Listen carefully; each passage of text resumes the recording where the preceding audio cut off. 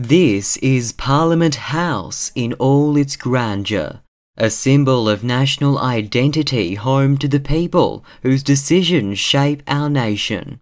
But it's here, in what's meant to be the safest building in Australia, at the heart of our country's democracy, that this woman's freedom was allegedly violated.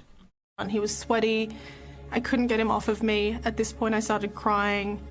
Brittany Higgins was 24 years old and just weeks into her dream job as a media advisor to Defence Minister Linda Reynolds, when, after a night out with friends and colleagues in 2019, she was invited to Parliament House by a senior male staffer who was considered a rising star in the political party. He just had to pick something up, some vague, nondescript something. The pair was granted after-hours access by security. Higgins was drunk, passing out on the couch in Linda Reynolds' office, before being awoken by a sharp pain in the leg. Sorry, was there sexual intercourse going on? Yeah, I woke up mid-rape, essentially. Higgins decided not to pursue a police complaint, fearing it would impact her employment. It felt like immediately became sort of like a political problem. It felt like that immediately. It wasn't a staffing problem, it wasn't a HR problem, it wasn't a human problem, but it immediately was like, okay, we have an issue.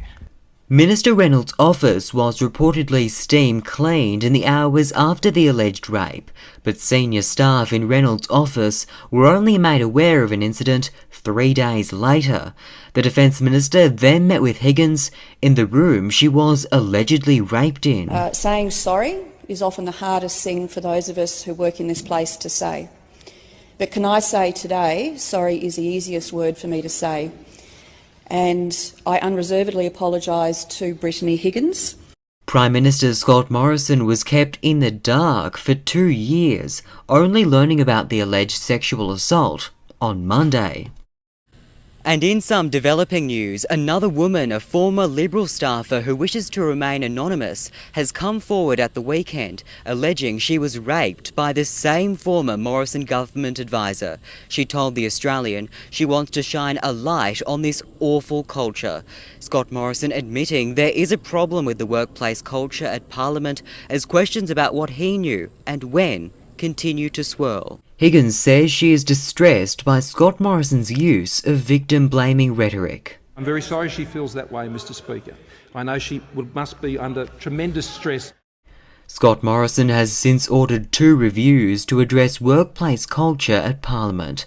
In a statement, Higgins herself said she also wants to drive significant reform in how Parliament House handles issues of this nature. On Friday, Brittany Higgins asked federal police to reopen the investigation. The senior male staff member who was forced to resign over the security breach and not the alleged rape is now working in Sydney. And if you or anyone you know is impacted by sexual assault, family or domestic violence, call 1-800-RESPECT. Connor Alforque, 6 News.